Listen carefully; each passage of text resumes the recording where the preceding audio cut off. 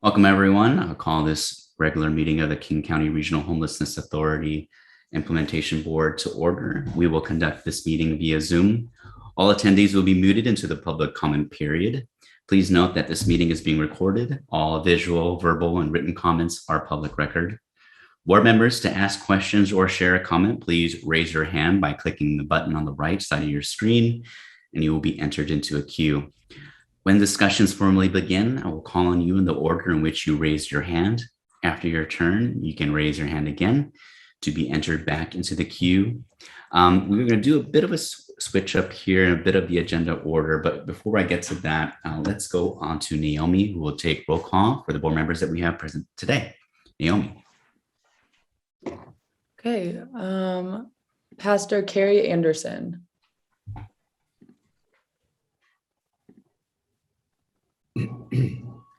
Nate Caminos.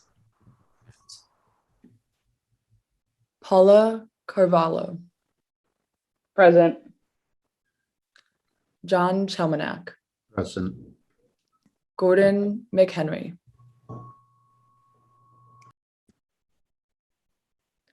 Harold Odom.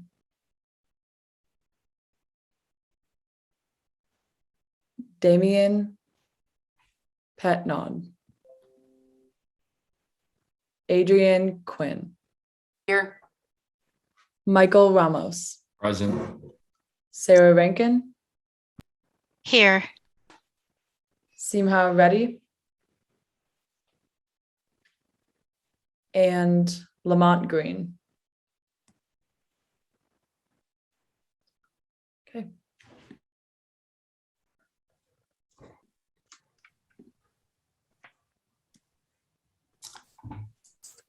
All right, Naomi, thank you for walking us through in terms of the board members that are here.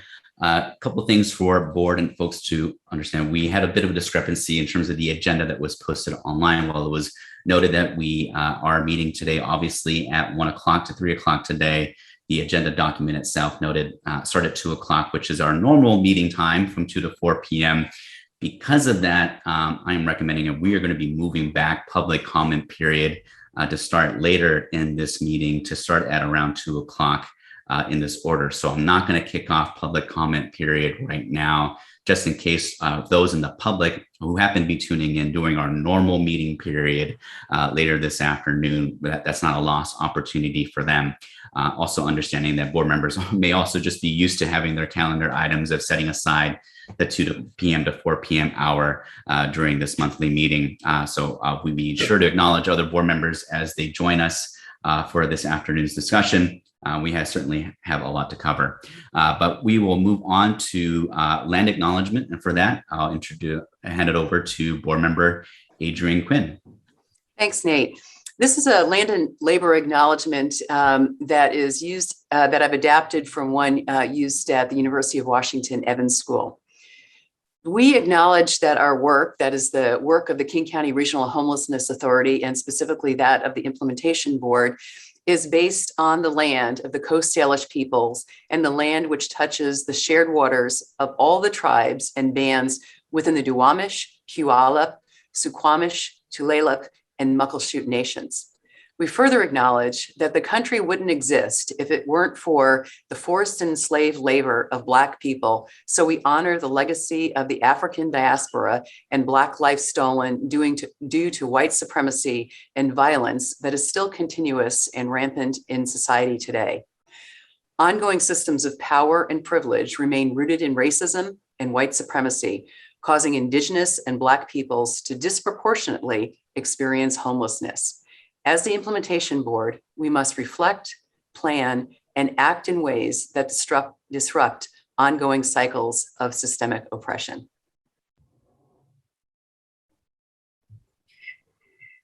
Thank you so much, Adrienne.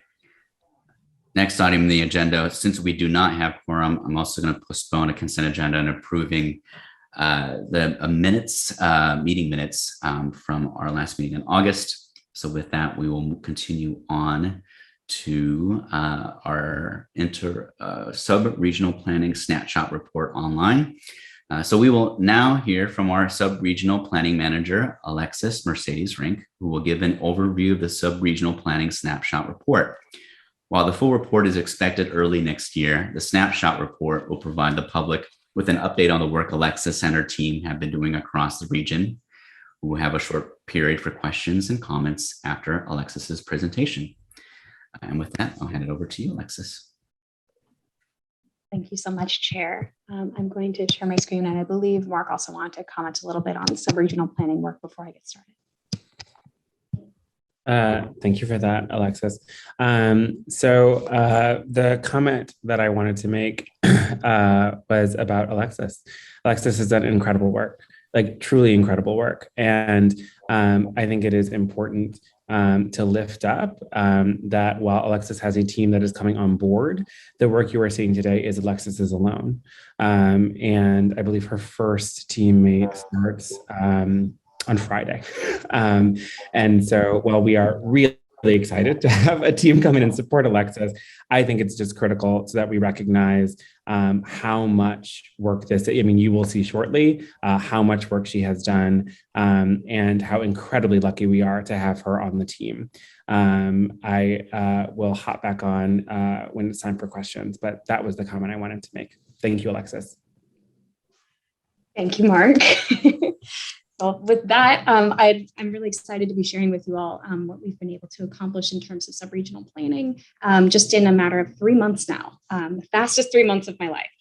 So to just give you an overview of what I'll be touching on today, I'm going to first talk a little bit about some of the ways that we've been defining the subregions across the county, give an overview of regional engagement, and then progress around key components 1, 2, and 3, talk about an updated timeline, and then we'll close and take questions. So defined subregions. As we continue to engage across the county, we are learning a lot more about the service landscape and particularly how folks are accessing services, kind of the service hubs that do exist around the county. So we have 6 identified subregions: South King County, North King County, Southeast or South Valley, East King County, urban unincorporated King County, and the Snoqualmie Valley. Just to touch briefly on some of these, it was in engaging with some of the more rural areas of South County was when we really kind of identified that there is absolutely a difference between out in Maple Valley, Black Diamond, Enumclaw, and Covington compared to the other parts of South King County, such as Tukwila, Burien, Renton, Kent, and SeaTac areas. And so wanting to really identify and also give some TLC to this particular area. And we'll touch a little bit on this further on in the presentation, but talking about the services that are out there and how just that service landscape looks vastly different from other parts of South King County. The other thing I want to call out is the other new identified subregion is urban unincorporated King County. This refers specifically to Skyway and White Center, and we're in conversation with some of the community-based organizations and coalitions there, really to identify what the work around that can look like, but wanting to also call out that these are areas that are majority BIPOC communities and wanting to look further at like the services and further how folks can access services when their home communities are in White Center and Skyway.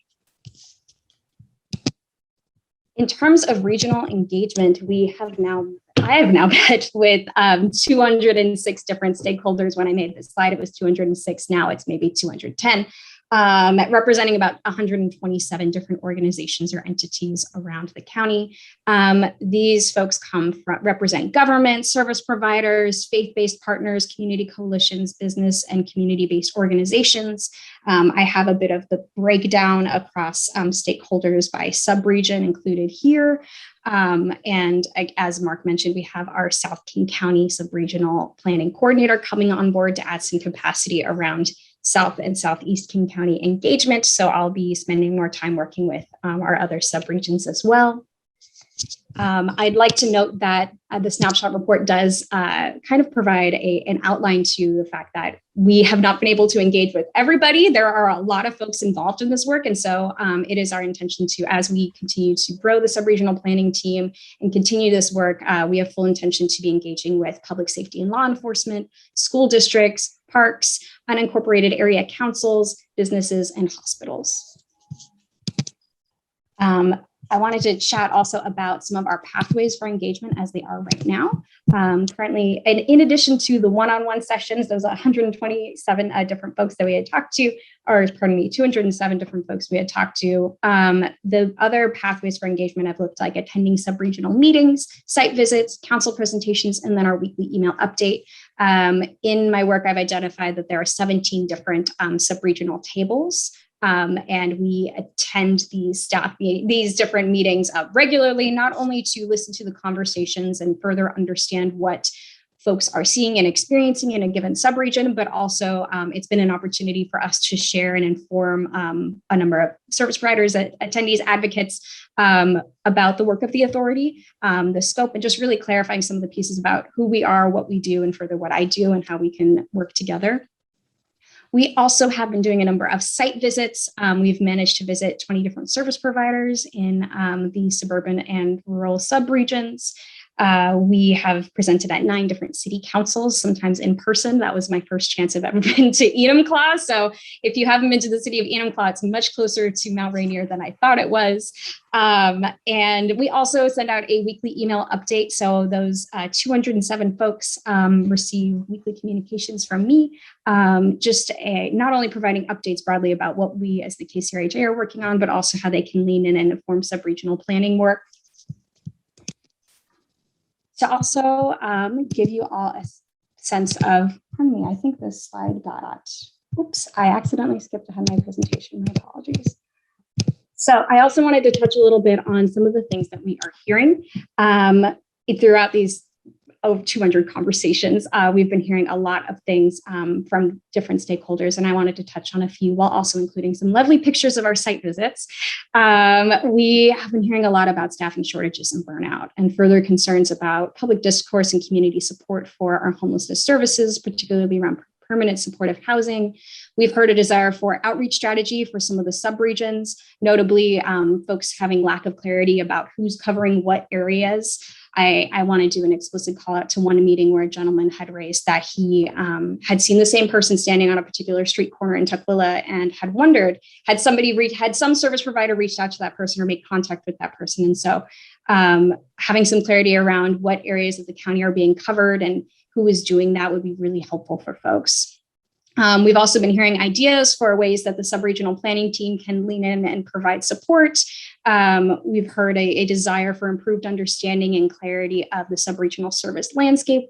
We've also heard in our conversations around point in time count, some of the issues with the methodology, particularly how the count methodology hasn't always been consistent or helpful for regions such as the suburban and rural regions of the county.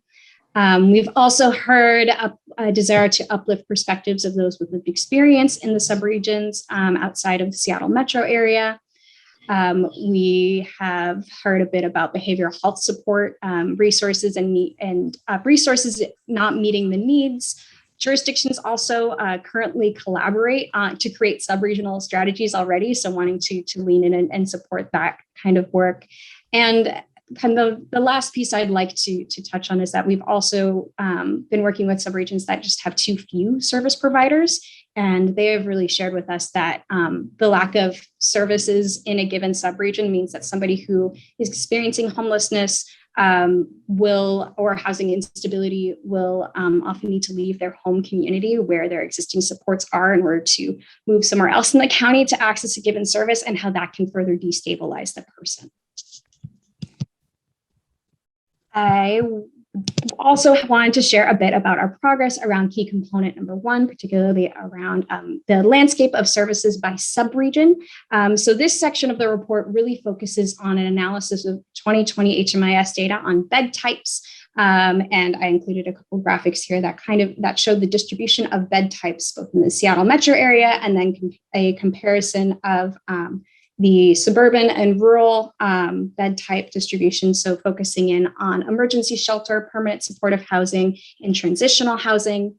This section also describes our intent to issue a survey to our providers across all of the subregions to really identify service area and the types of services offered based on 17 identified categories. And I'm working collaboratively with our acting community chief impact officer to put together that survey. This section also details kind of our next steps in terms of how we want to expand on and really be able to paint a full picture of our service landscape by subregion and kind of the types of information we'll need to garner in order to be able to do that.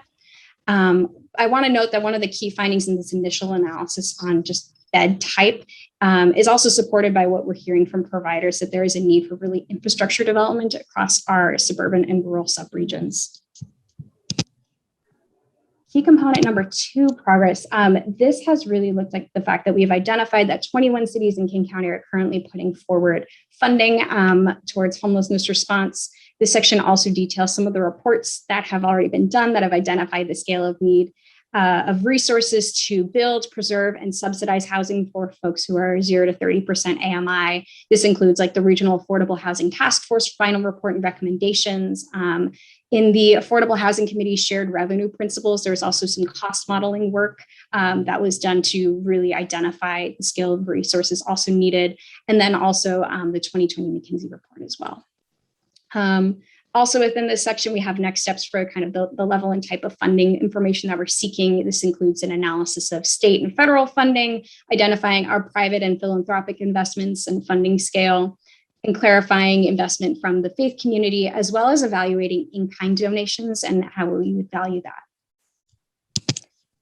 The third key component, progress, this is around centering lived experience. And I wanted to share with the group that I personally meet with the lived experience folks every week. I provide updates at our lived experience general meeting, which is every Friday at noon. And then we also recently developed a work group that meets for an hour on Friday mornings.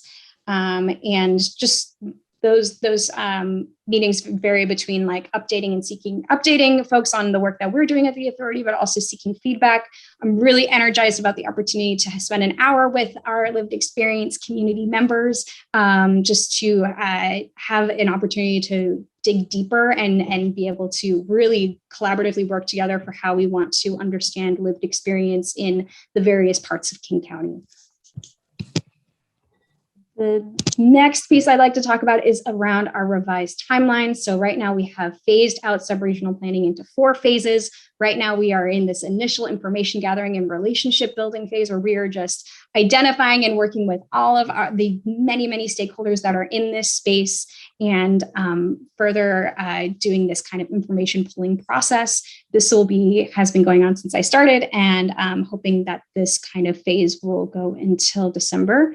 So the end of the year. Phase 2 is that first kind of quarter of 2022. So taking all of the information that we've gathered and starting to do the analysis piece while also continuing to attend these subregional tables and start talking through like framing and shaping kind of these different subregional plans. Now that also within that part of the work, we'll be looking at gap analysis.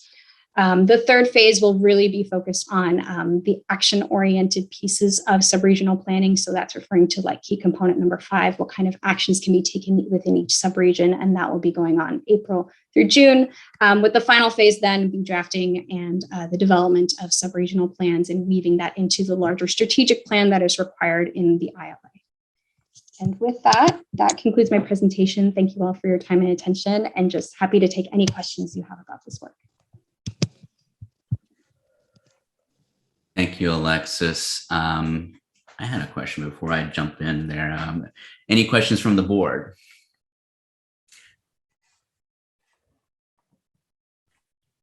Sarah, you had some items too, just generally in the chat in regards to some of the findings and upcoming report that we'll see later this week. Anything that you'd like to speak to there? No, it sounds like there's going to be a written report that we'll get later, which is great. Alexis, I really appreciated your overview, especially of the feedback that you're getting from the different regions. I also wondered if there is a specific definition that you're using in sort of quantifying some of the data around permanent supportive housing, whether it's just the HMIS, if you're getting a definition from a particular place. I ask because I have seen within King County, when we collect some of that information from the city or the county, it often includes facilities that are actually, in my view, not permanent supportive housing, but they'll sort of slap a label on it, calling it permanent supportive housing. So I was just curious, since you raised that in some of the data, if you know which definition we're using in the data that you're collecting and presenting. Great question. So the data that I've just presented is specifically from HMIS, but wanting to further, a big piece of looking at our landscape is really evaluating how we are defining a number of these things, like permanent supportive housing. So for the purposes of this snapshot report, the data set that we looked at is just HMIS and how HMIS defines it. But as we actually put together the landscape, wanting to reevaluate how we are defining things, to touch on exactly what you're raising. Thank you. Mm-hmm. And before we get to Adrian, next with your question too, just wanted to, for the record, acknowledge Simha Reddy has joined this meeting for the board. And I was also board member Michael Ramos, if not recognized earlier during roll call, also present, and we have quorum. But thanks you two for being here, of course, and we'll go to Adrian next with your question.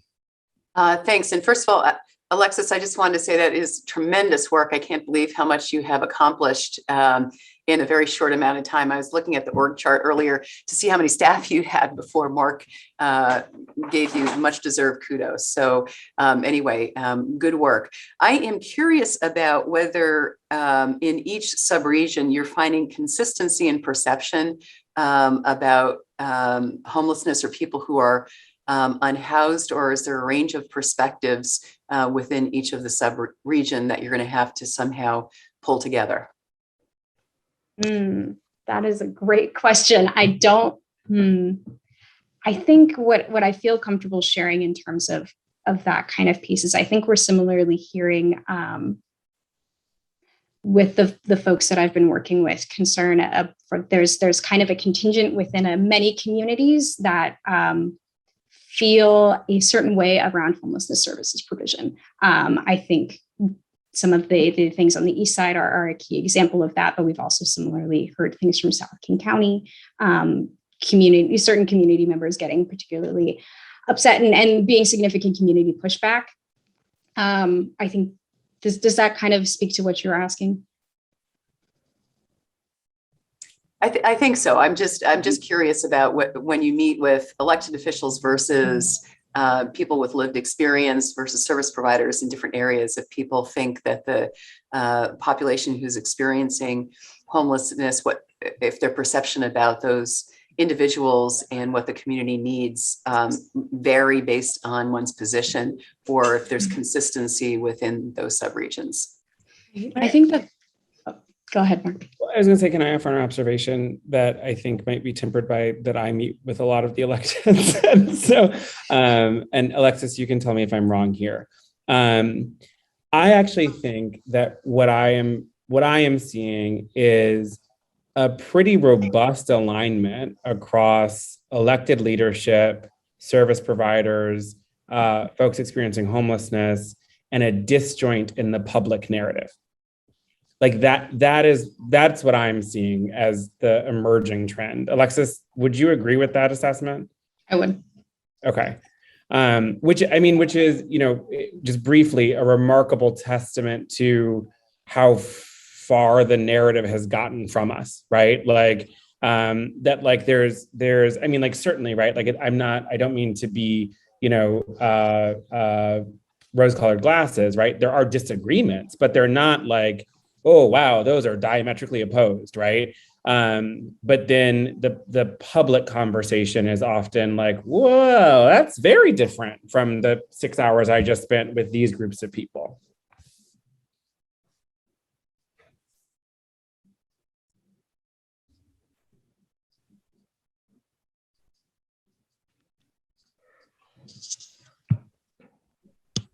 Any other questions from the board or comments?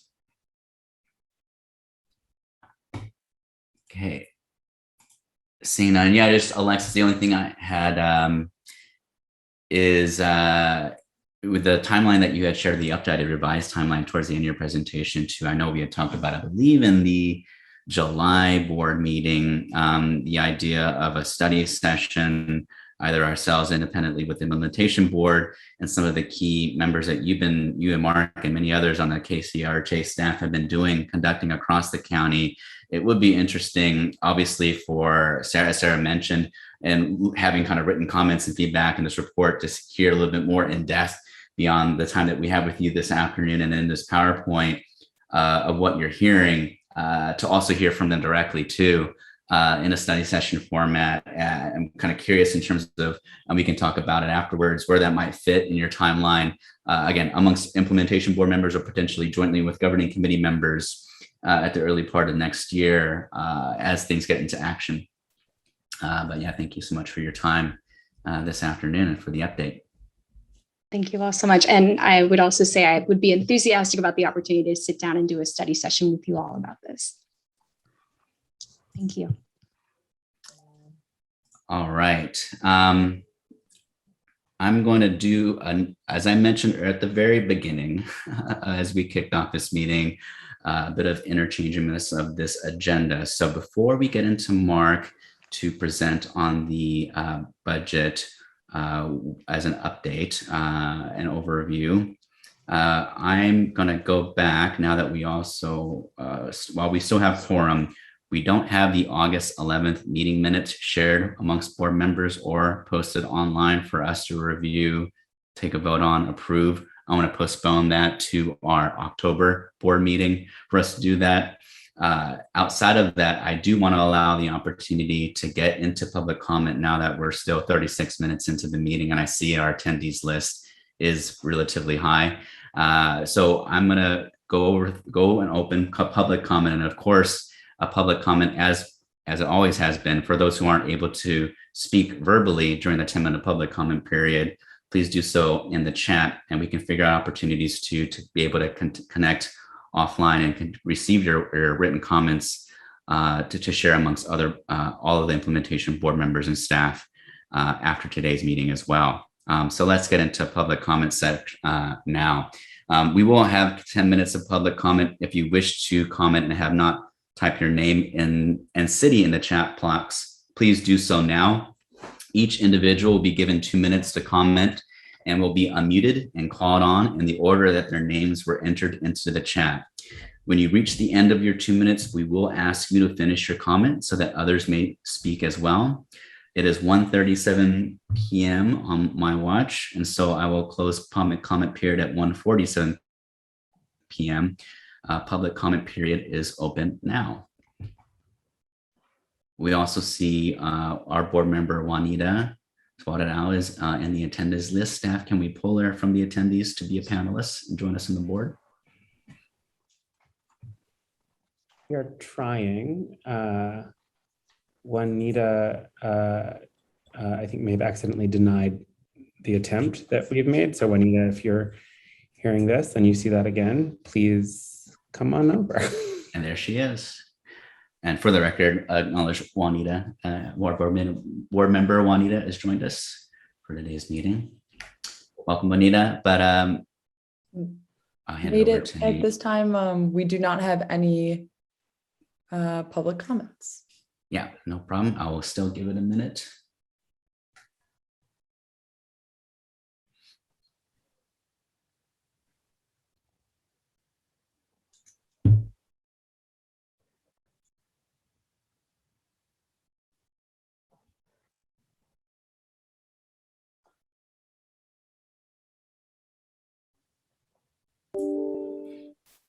Okay. Still seeing none for the moment. Again, as I mentioned before, for anyone who did not have an opportunity to provide comment and would still like to, we will leave the chat open window for the next 10 minutes and so on. And I'll ask staff, if not, I'll put it in myself later as we get beyond the 2 o'clock hour as a reminder for folks who may be tuning in, as again, we regularly meet at 2 o'clock. So do not want to lose an opportunity for public engagement with our board during today's meeting. But with that, let's go back to the order of business as we have it. So we will move over and we will now have a presentation by Mark about the authority's proposed 2022 budget. This time will be used to review KCRHA's 2022 budget and policies and offer any questions or comments you may have. We will not be voting on the budget today. This will take place at our November board meeting. Rather, this is the first look at the proposed budget. And with that, now we will hear from Mark and their team. Thank you very much, Chair. I'm also flagging, I did get a text from an attendee that said that the chat may be disabled. So we're looking at that. All right. We're having a lot of tech glitches today. I apologize. But we will make sure that folks are able to flag that they have a comment if they were unable to do so just now. Let's do this real quick just for folks who are able to hear rather than being able to put in the chat too. I will reopen public comment after your presentation, and hopefully we're able to resolve the technical issues there at that point. Okay, thank you. I will be co-presenting on this with Meg Barclay, our Chief Administrative Officer. As you mentioned, Chair, the purpose of this is to brief you all on a budget proposal. There is no vote today. The focus of our work is really going to be over the next month or so is really going to be to advocate for some additional funding, although we are grateful for what is in the mayor's proposed budget. So I'm going to take the introductory component, thank you, Meg, and then pass it over to Meg, and then we have time for questions. So where we are right now is that the budget maintains level funding and current scopes of work for programs operated by the City of Seattle and King County. We will assess the system broadly and recommend changes to this board in early 22 to re-procure the entire system, as we had previously discussed. We have also identified some additional needs beyond the funding currently proposed by the city and King County and are actively working to identify those funding sources in collaboration with Seattle City Council and other partners. Next slide. Thank you. So for our 22 policy and program priorities outside of the level funding, we are focused on our downtown recovery plan. So we have identified that there are likely, based on our data, around 800-ish folks living semi-stably unsheltered in the downtown area. We would like to house folks, and so have developed a plan that we think can get that done. We are also very focused on what we're referring to as our high acuity response capacity. So this is for folks who are perhaps experiencing a significant co-occurring disorder, a psychotic spectrum illness, and perhaps amphetamine usage, right? Those are folks who currently do not have a place to receive an appropriate level of care and healing support inside the homelessness response system. And we're quite concerned about that. The mortality rates are bad. We want to ensure that folks, when we're saying, everyone has an opportunity to come inside to the right thing, that we really mean that. Similarly, we're also focused as a policy priority on community safety. When I say that, I want to be really clear. This agency is not a public safety agency and has no intention to become one. We want to understand how best to partner with our public safety colleagues across the region in order to be responsive when there are significant issues of safety that often, in candor, involve the victimization of people who are experiencing homelessness. And ensure that those incidences are appropriately responded to. Coming off of Alexis's report, I think that, you just saw a window into some of the variances in regional infrastructure. And so we're going to be really needing to scale that up. To say that we have service deserts is an understatement for some of the needs that we have identified. And when we say infrastructure, I want to be very clear that in some instances, this is quite literally, right? There is no place, for folks to shelter in the event of a, severe weather event, for example, right? And this is not, I also want to be clear, this is not an issue of those communities pushing back on attempts to open that kind of capacity. It just hasn't really been done. We're also going to be very focused on vehicle residents. We have done some outreach, working with the Scofflaw team and other safe parking programs around the region, to have conversations with folks who are currently living in RVs or cars and have developed the beginnings of a more comprehensive strategy to respond based on what we've heard from folks who are living in their vehicles.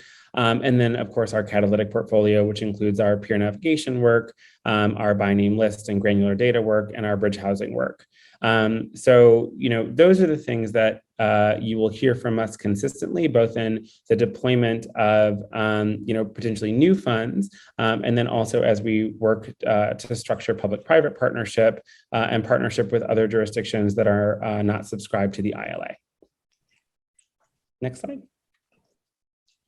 And with that, I'm going to pass it over to Meg to walk through the budget overview.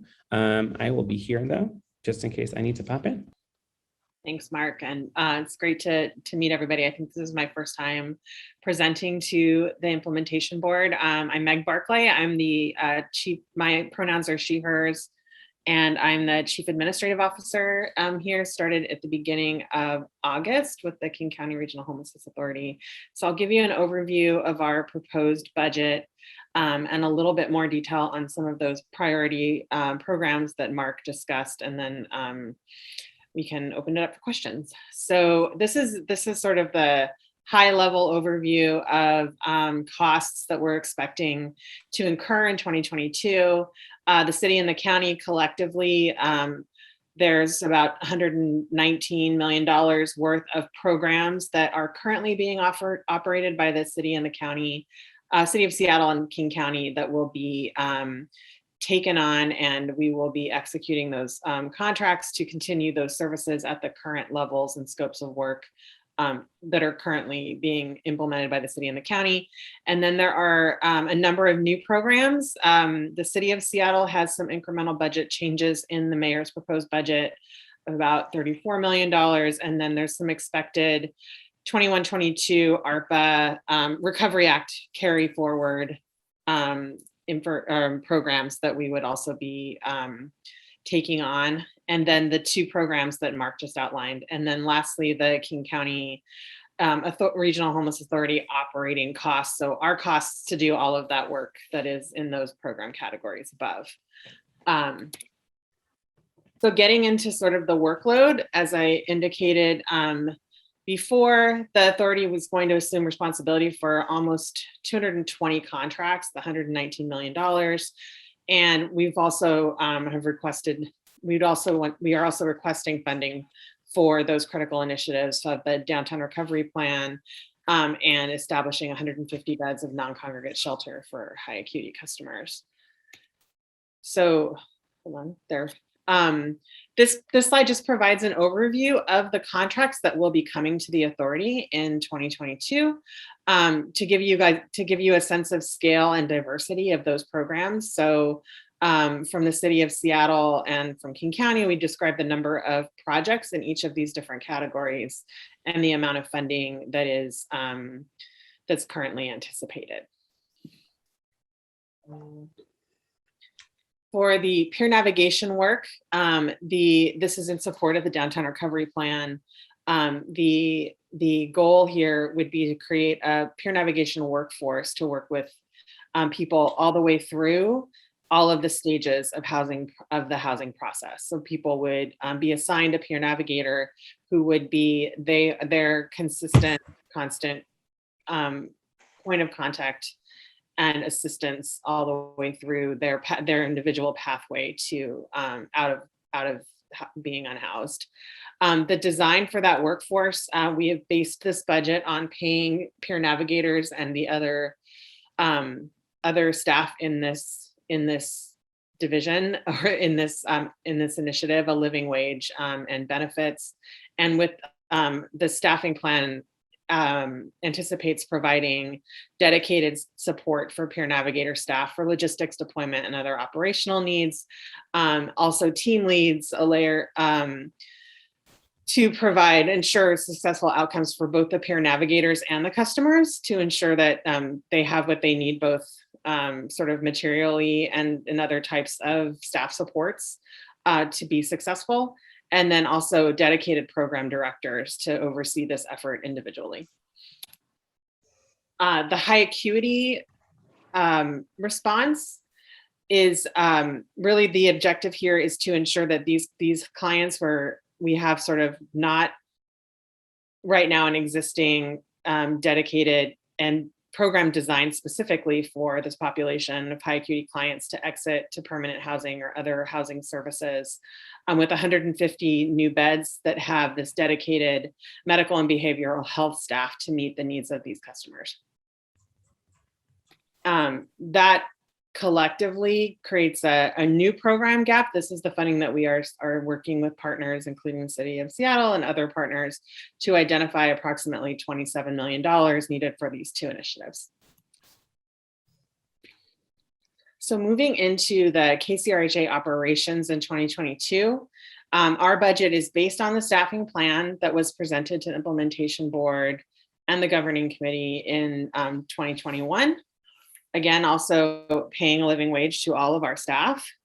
And as you saw on the previous slide, our total staffing amount based on this staffing plan from 2020, from earlier this year, amounts to less than 6% of our total program budget, which is a pretty slim margin we're looking at running on, but that is our plan for this year.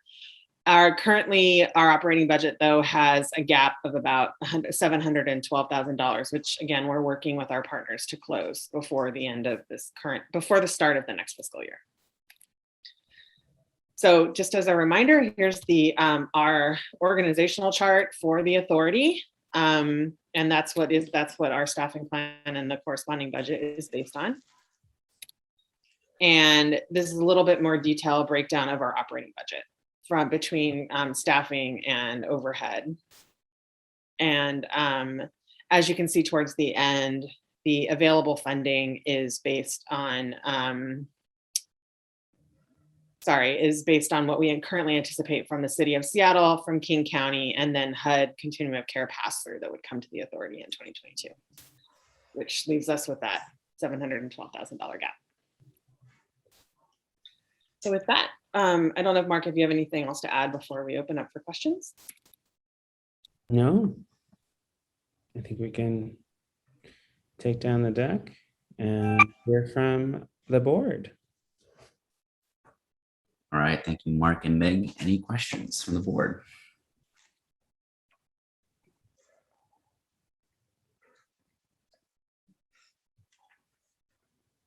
I think Adrian has her hand up, and so does Seema. Sorry, I see that hand is right next to like the wall, and so it kind of blends in. Sorry, Adrian. I'm too white. I'm sorry. No.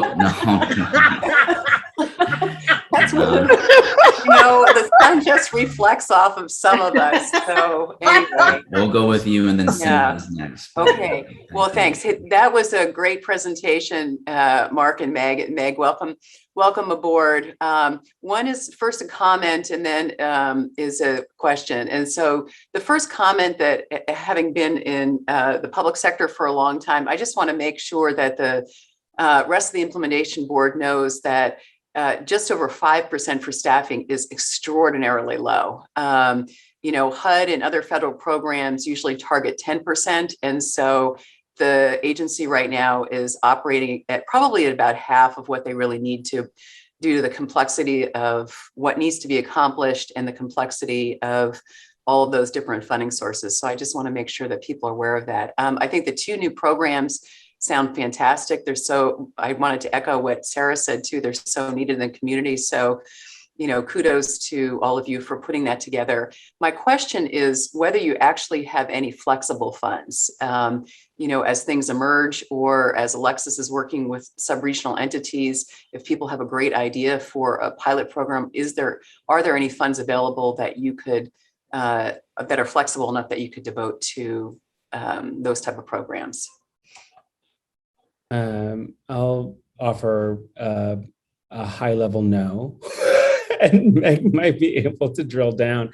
I think that I would love to have the capacity to have that kind of nimble investment, right? Particularly, for our historically marginalized community folks who, might be running a 3-person mutual aid operation that's like incredible, right? And with a little bit of resourcing could really do something, dynamic. At this point, we don't have the capacity in our budget for that kind of flexible funding. It is a place where certainly through our public-private partnership with the External Partners Group, hosted at Building Changes, we, at this point, frankly, I would anticipate making asks of that group if we identified, an incredible, potential program that a small provider was running that could use a boost of capital. I think I'm eternally grateful for you pointing out the admin rates. It is we are at the bone on the budget, right? There's very little anything to move around inside what is being currently wired over to us for 22.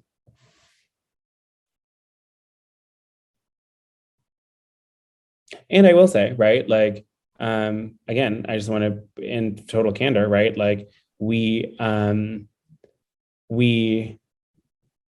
mayor's proposed budget is over, right? What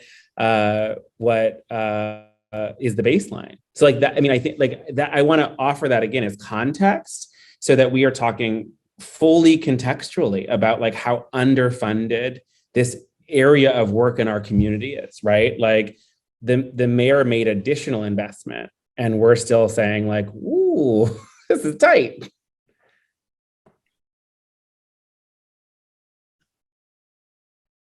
You, Adrian and Mark. I'll go to Simha next. Yeah, thanks so much for the presentation so far. I really appreciate it. And likewise, I'm excited about these 2 new projects or sort of areas of care. Specifically, I was wondering if you could just tell us a little bit more about how you envision the high acuity beds. In general, what might referral look like or turnover in services? So we're, great question.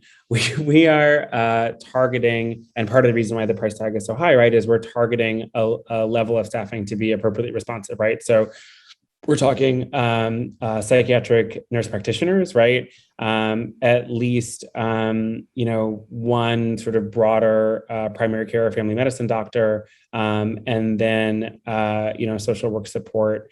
And I believe that what we have identified as a ratio is that cluster of 3-ish for every 20, is it, Meg? Am I remembering that right? I'm pulling up the document now. I think that's close. It's 15 or 20. Okay, yeah. And so that's what we're talking about in terms of staffing at this point, right? And again, obviously auxiliary staff and that kind of stuff, but in terms of primary support staff. And then I think that we're also trying to ensure, and I can't stress this enough, I've been talking openly lately about the fact that I was institutionalized twice, and the importance of ensuring that the physical site is therapeutic, right? And so we're also, targeting a level of investment that would allow us to lease or support the lease of a space, right? That really supported people's healing. And so those are some of the core things that have gone into our modeling of the program thus far.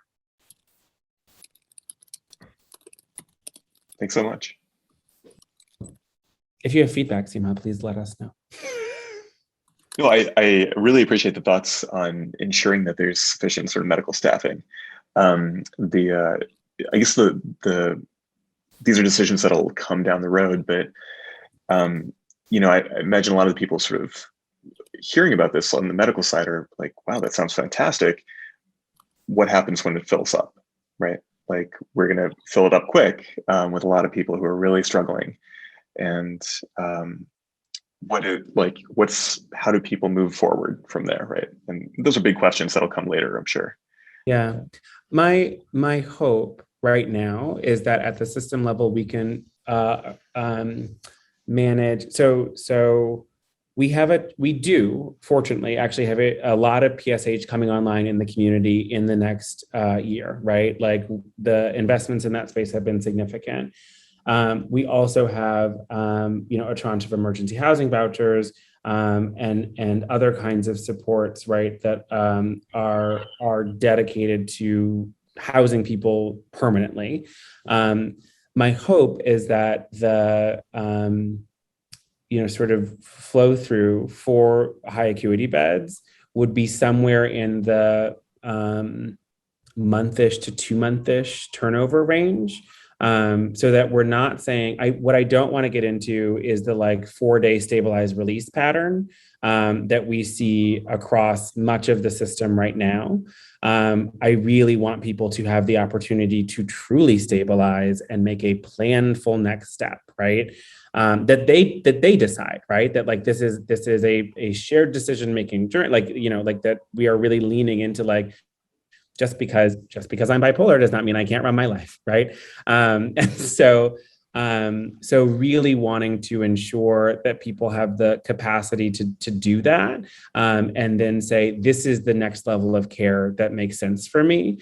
For some folks, it might be PSH. For some folks, it might not be, right? And I think that so much of some of what we're trying to do inside our new bed analysis is stand up buffer, where people actually have a chance to truly stabilize, truly step out of crisis and say, what does my life need to do next, right?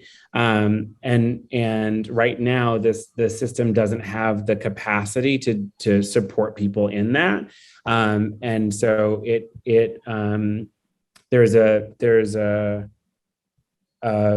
focus, I think, rightly so, on throughput, but thinking about how to titrate the right thing to the right person to make the throughput final is, I think, what we're trying to do as we think through our models for next year and beyond. That's fantastic. I'm really excited you're thinking about that stabilization pieces and really giving people the time they need to get well. Thanks.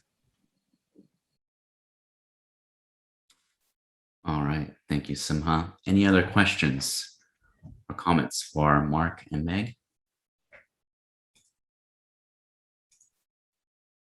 Okay.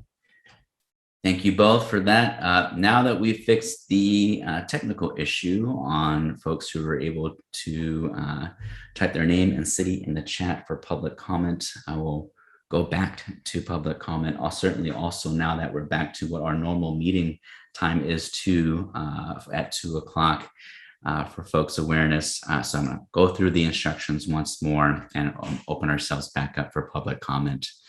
So we have 10 minutes for public comment starting here and shortly. Each person will have 1 minute to make their comment. If you would like to provide a verbal comment, please type your name and city from which you are calling into the chat, which is now open and will remain open until the public comment section of the agenda concludes. In addition, you may use the chat box to provide written comment from now until the public comment section of the agenda closes. With now that, I'll open it up and turn it over to Naomi. Okay, we have our first commenter. I will be doing the 1 minute timing. And so our first commenter will be Ty Whitfield. You should be able to talk now. Hi, can you guys hear me? Yes. Can you hear me? Okay, thank you. I've been trying to get to you guys for a while. So my name is Ty. I'm a city community advocate, community connector for the city of Kent, representing faith-based leaders, nonprofits, families, and organizations.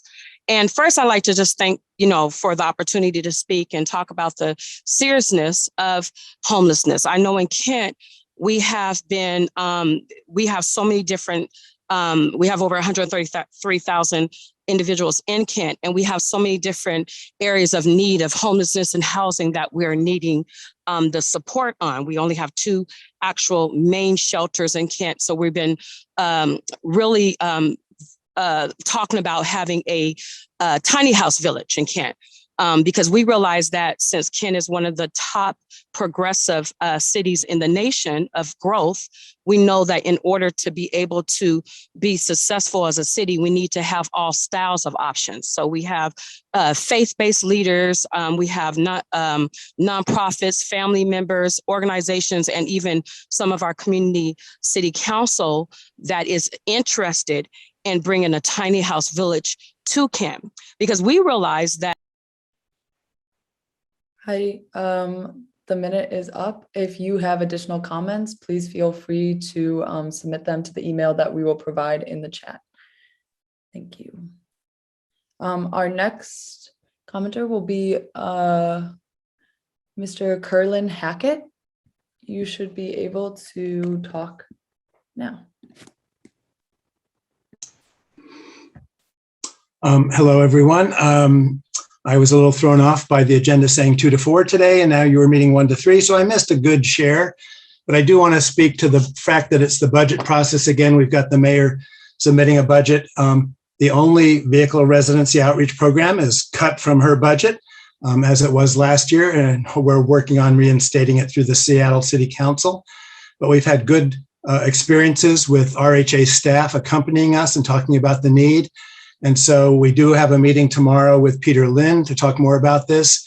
I really want to remind you that unsheltered homelessness is represented 50% in vehicles. We've got an enormous hill to climb there, and I don't mean that as a pun. So we will encourage you in your ways to oversee this and make sure that funding gets put into this process. Sorry I missed anything that might have been said, as Mark puts a note in. Thank you, Mark. But at the same time, we're going to have to battle this in the budget process. Even council members seem to act like they don't quite know what we're talking about, which is a little scary. And we do know the RHA has our back. So we're going to continue to do the good work, continue to put in hundreds of people into HMIS already, and hope for the system catching up with funding as we're able and with outreach to these very in-need folks. Thanks. Okay, thank you. Our next commenter will be Miss Carolyn Payne. And you should be able to talk now.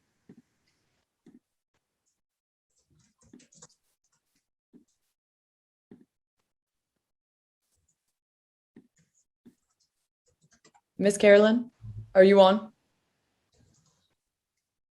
I'm here. Okay.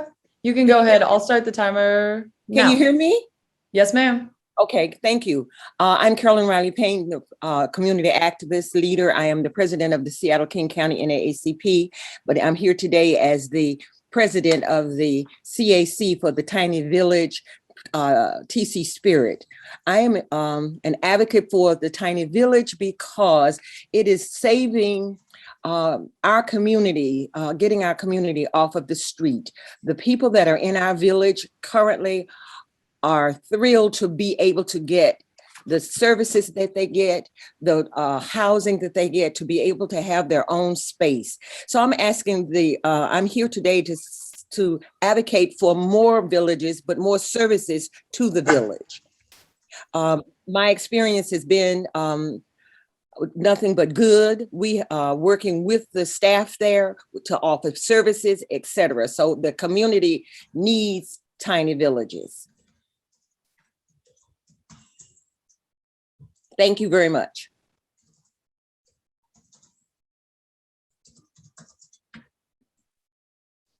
Sorry, we are using an online timer, so thank you for your patience.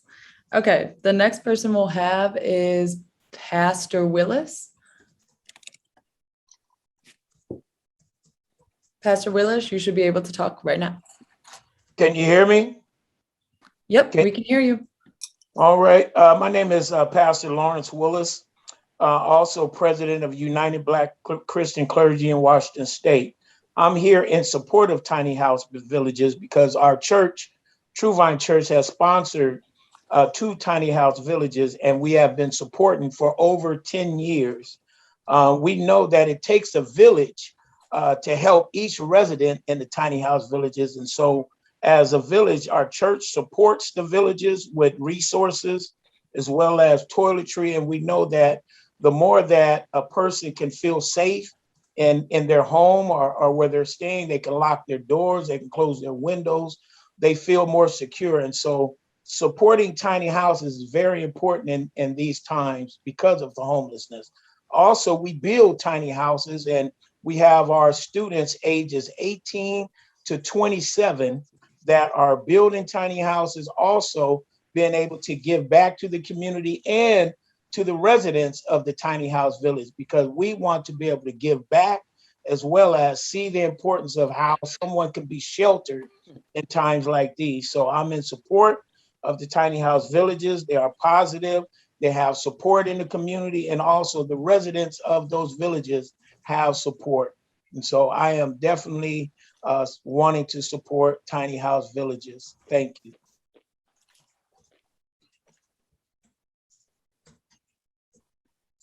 Thank you. Did I come under my time? Yes, Pastor Willis, you did perfect. Thank you. All right, thank you. And hello to everyone.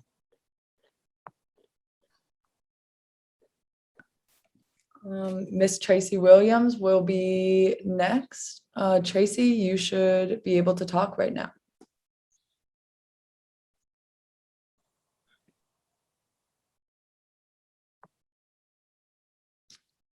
Can you hear me? Yes, we can hear you. Okay, good afternoon, everyone. My name is Tracy. I'm a former resident of True Hope Tiny Houses, and I stayed there for 6 months and ended up getting a job and working for Lehigh. I'm currently a permanent resident at TC Spirit. That's my favorite village because I grew up in the Central District. And this program really does help people. We need to get engaged in trying to get more housing and more neighbors and companies to try to help us place housing for everyone, because this year we don't want to see anyone die on the streets. We are tired of seeing people, myself, tired of seeing people in doorways and under bridges and everything. So I think if we continue expanding the tiny houses, that would help us out a lot to get a lot of people off the streets and get permanent housing and get back on their feet.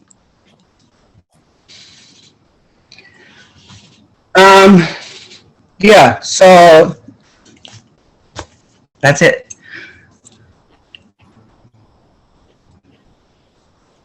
Thank you, Miss Tracy Williams. And I think we have one more person who's trying to. I do not see anyone else. I think Jonathan put. Jonathan. No. Okay. Great.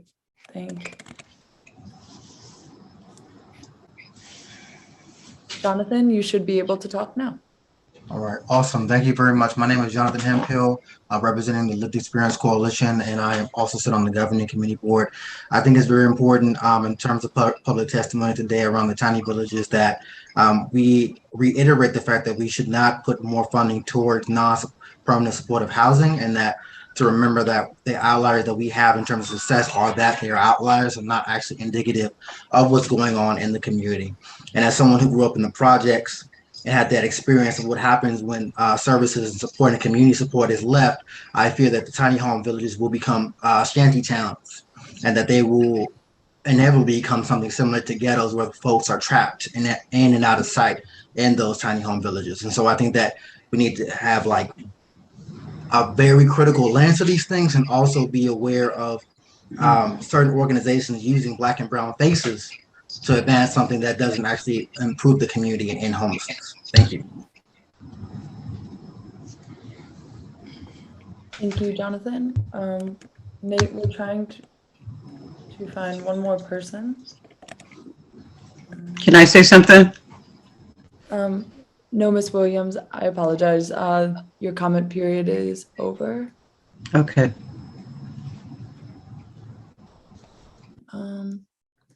Yep, I think we're good. Thank you, Nate. Ms. Williams had not had a chance to speak. She's a member of the public. Miss Williams has had a chance to speak. Okay. All right. All right. Well, thank you so much for everyone who's had a chance to participate in public comment period. I apologize on behalf of the authority and the board in regards to the discrepancy in regards to how today's meeting was posted and described. While it was posted and calendared as 1 p.m. to 3 p.m. within the actual agenda document itself, it said 2 p.m. to 4 p.m. It was confusing for board members, and it was obviously for the public at large. That's why you also see us doing the public comment period at the beginning, but holding off and doing it once more at the end at the 2 o'clock hour. For those who've had a chance to speak and verbalize, appreciate your comments. Obviously, we had a 1 minute cap at today's public comment period. I am including in the chat, as Naomi mentioned, an email address for those who would like to expand and comment further, which all items and additional comments will be shared with the full implementation board as well. So thank you so much for all of that. With that, for back to implementation board members, thank you, and Mark, for and your team for your time today. Our next board meeting will be in just a couple of weeks from now on Wednesday, October 13th. And with that, we are adjourned, and we'll see you in 2 weeks.